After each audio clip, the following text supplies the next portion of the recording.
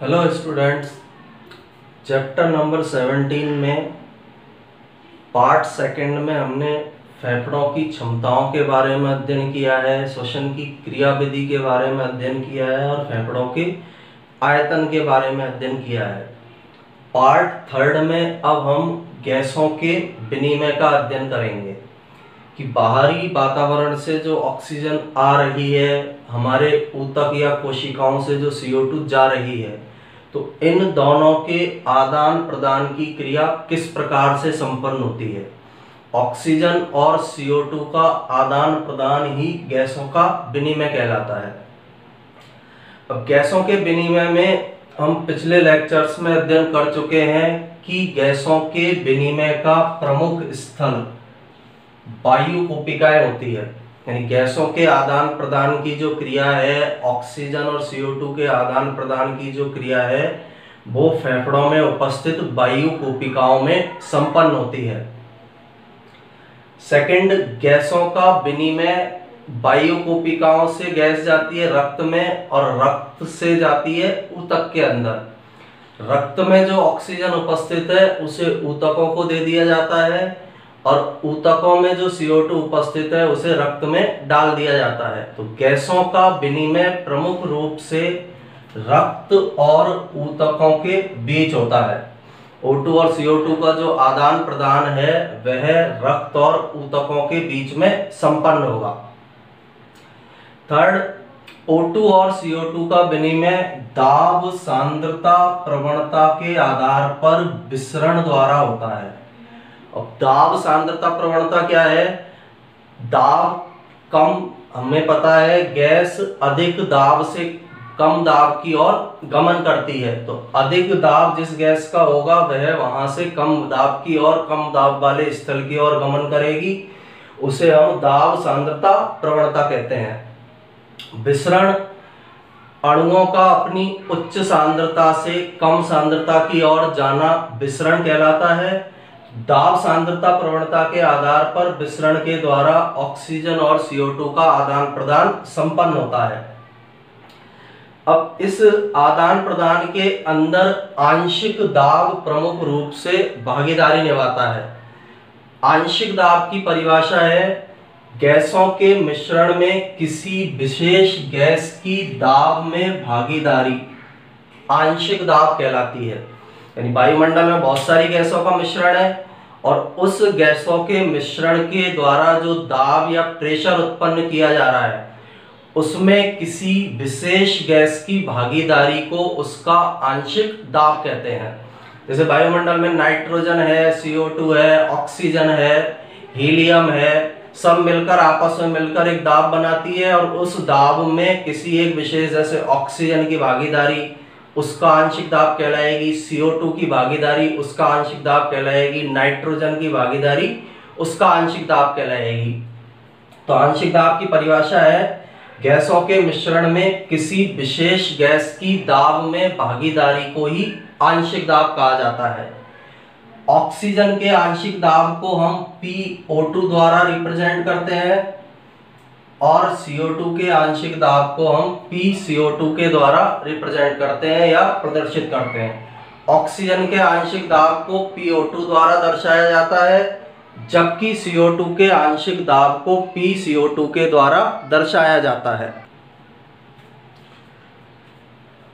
Oxygen और CO2 का आंशिक दाब ऑक्सीजन का PO2 के द्वारा दर्शाएंगे, CO2 का आंशिक दाब हम PCO2 के द्वारा दर्शाते हैं। और इस आंशिक दाब को मापने की इकाई mmHg होती है। जैसे PO2 यदि हम बोल रहे हैं 40, तो 40 का मतलब है 40 mmHg ऑक्सीजन का आंशिक दाब है। अब विभिन्न स्थानों पर PO2 और CO2 के मान के द्वारा ही इन गैसों के विनिमय की क्रिया संपन्न होती है। किस स्थल पर PO2 का मान अधिक है, किसी स्थल पर PO2 का मान कम है, तो ऑक्सीजन अधिक PO2 वाले मान से कम PO2 वाले मान की ओर गमन करती है। इसी प्रकार जिस स्थान पर PCO2 का मान अधिक है उस स्थान से CO2 कम PCO2 मान की ओर गमन करती है। जैसे विभिन्न स्थानों पर PO2 और CO2 के मान निम्न प्रकार से होते हैं। ऑक्सीजन का वातावरण की वायु में मान है 159 mmHg, वायु कूपिका में मान है 104 mmHg। अनऑक्सीकृत रक्त में यानी CO2 युक्त रक्त में ऑक्सीजन के PO2 का मान है 40। ऑक्सीकृत रक्त जिसमें ऑक्सीजन मिली हुई है रक्त में, उसमें PO2 का मान है 95 और ऊतक के अंदर PO2 का मान 40 होता है। इसी प्रकार वातावरण की वायु में PCO2 0.3 mmHg है, वायु कूपिका में PCO2 40 mmHg है। अनऑक्सीकृत रक्त CO2 युक्त रक्त में PCO2 45 mmHg है। ऑक्सीकृत रक्त ऑक्सीजन युक्त रक्त में PCO2 का आंशिक दाब या CO2 का आंशिक दाब 40 है और ऊतक के अंदर PCO2 का मान 45 होता है। अब किस तरह से इस आंशिक दाब के माध्यम से O2 और CO2 का विनिमय होगा उसे हम आगे समझते हैं। किस तरह से इस आंशिक दाब के मान में अंतर के आधार पर O2 और CO2 का आदान प्रदान होता है।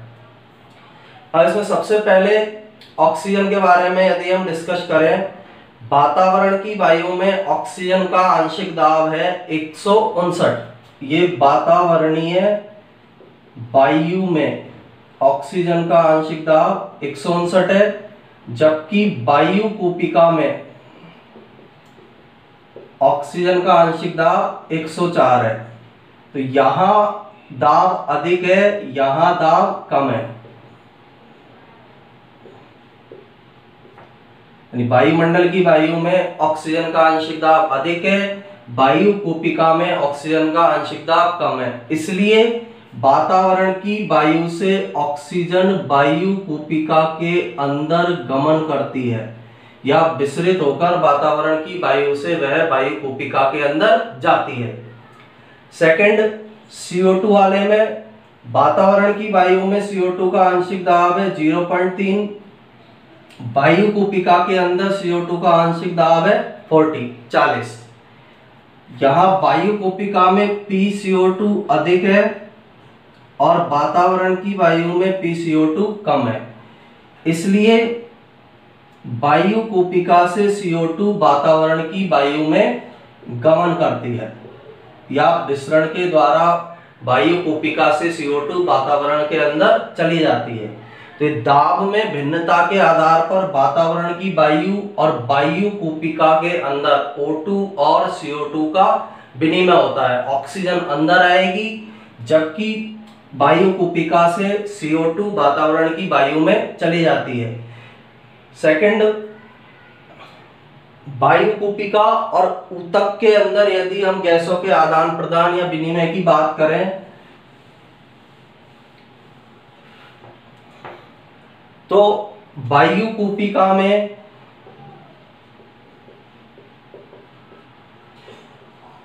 सेकंड हमें किसके बीच में बात करनी है, ऊतक। वायु कूपिका में ऑक्सीजन का आंशिक दाब 104, ऊतक में ऑक्सीजन का आंशिक दाब 40 है। वायु कूपिका में अधिक PO2 है, ऊतक के अंदर कम PO2 है। ऊतकों के अंदर कम PO2 पाया जा रहा है जबकि वायु कूपिका में अधिक PO2 उपस्थित होता है। तो इसलिए वायु कूपिका के अधिक PO2 के कारण यहां वायु कूपिका से ऑक्सीजन का ऊतकों में गमन होता है। सेकंड, CO2 के लिए वायु कूपिका में CO2 का मान 40 है जबकि ऊतक के अंदर PCO2 का मान 45 है। तो यहां कम PCO2 है और यहां अधिक PCO2 है। तो इसलिए ऊतकों से CO2 वायु कूपिका के अंदर गमन करती है या वायु कूपिका के अंदर विसरित हो जाती है। यहां भी वही आंशिक दाब का अंतर है, ज्यादा आंशिक दाब से गैस कम आंशिक दाब की ओर गमन करती है। इसी तरह अनऑक्सीकृत रक्त और ऑक्सीकृत रक्त में भी इनका आंशिक दाब अलग अलग प्रकार का पाया जा रहा है। उसके आधार पर O2 और CO2 का विनिमय या फिर आदान प्रदान होगा। जैसे अनऑक्सीकृत रक्त और सेकंड वाला है हमारा ऑक्सीकृत रक्त। दोनों में अंतर ये होता है, इस वाले रक्त में O2 उपस्थित होती है, इस वाले रक्त के अंदर CO2 उपस्थित होती है। तो अनऑक्सीकृत रक्त में PO2 का मान 40 है, ऑक्सीकृत रक्त में PO2 का मान 95 है। तो अधिक क्या है आंशिक दाब? तो ऑक्सीकृत रक्त से ऑक्सीजन अनऑक्सीकृत रक्त के अंदर गतिशील होती है या फिर विसरित होती है। CO2 के मान की यदि हम बात करें, अनऑक्सीकृत रक्त में PCO2 45 है और ऑक्सीकृत रक्त में PCO2 40 है। अब यहाँ आंशिक दाब अधिक है CO2 का, ये PCO2 यहां पर अधिक है और यहां पर PCO2 का मान कम है। इसलिए ऑक्सीकृत रक्त अनऑक्सीकृत रक्त से CO2 का ऑक्सीकृत रक्त की ओर गमन होता है। तो इस तरह से आंशिक दाब के अंदर अंतर के आधार पर विभिन्न स्थानों पर O2 और CO2 के विनिमय की क्रिया संपन्न होती है। आंशिक दाब जहां अधिक होगा उस अधिक आंशिक दाब से गैस कम आंशिक दाब की ओर गमन करती है। इसके बाद नेक्स्ट पॉइंट, CO2 की घुलनशीलता O2 की तुलना में 20 से 25 गुना अधिक होती है। यानी CO2 के जो घुलने की क्षमता है ऑक्सीजन की तुलना में 20 से 25 गुना अधिक पाई जाती है।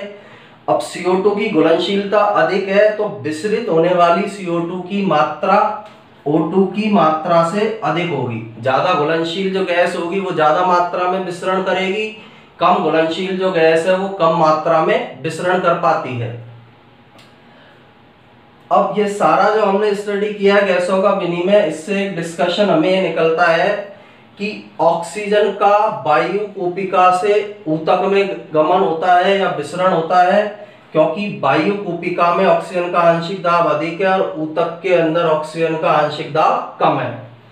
इसी प्रकार CO2 का ऊतकों से वायु कूपिका के अंदर विसरण होता है, क्योंकि CO2 का आंशिक दाब ऊतक में अधिक होता है 45, जबकि वायु कूपिका में CO2 का आंशिक दाब 40 होता है। तो अधिक आंशिक दाब से CO2 कम आंशिक दाब की ओर गमन करती है।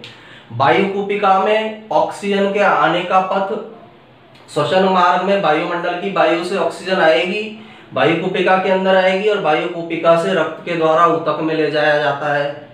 CO2 को ऊतक से वायु कूपिका में लाया जाता है और वायु कूपिका से श्वसन मार्ग के द्वारा बाहरी वायुमंडल के अंदर छोड़ दिया जाता है। तो इस तरीके से गैसों का विनिमय या ऑक्सीजन और CO2 का आदान प्रदान विभिन्न स्थानों पर संपन्न होता है। अलग अलग स्थानों पर आंशिक दाब में भिन्नता के आधार पर CO2 और O2 के गमन की क्रिया संपन्न होती है। CO2 और O2 इस तरह से एक स्थान से दूसरे स्थान पर गतिशील होती है। सारा जो है गैसों का विनिमय है आंशिक दाब पर निर्भर करता है, और आंशिक दाब होता है गैसों के मिश्रण में किसी भी विशेष गैस की जो दाब में भागीदारी है उसे ही हम आंशिक दाब कहते हैं। P से रिप्रेजेंट करते हैं। मापने की इसकी इकाई mmHg होती है। mmHg के अंदर इस आंशिक दाब को मापा जाता है। इसके नोट्स बनाने के लिए आप इसका स्क्रीनशॉट ले सकते हैं।